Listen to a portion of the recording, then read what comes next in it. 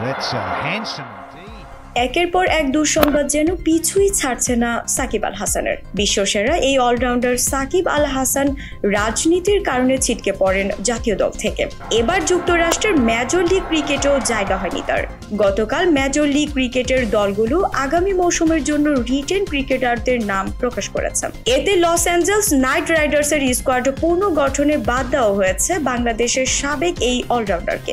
Bowling নিষেধাজ্ঞার কারণে শুধু ব্যাটার হয়ে পড়া সাকিব প্রথম আসরে করেছিলেন 4 ম্যাচে 60 রান আর বল হাতে নিয়েছিলেন 1 উইকেট, যা ছিল তার জন্য খুবই হতাশার।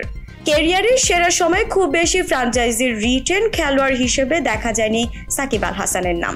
আর এখন তিনি তার ক্রিকেট ক্যারিয়ারের একেবারে শেষ পর্যায়ে এসে ক্রিকেট যেন জোর করে সরিয়ে দিচ্ছে তাকে।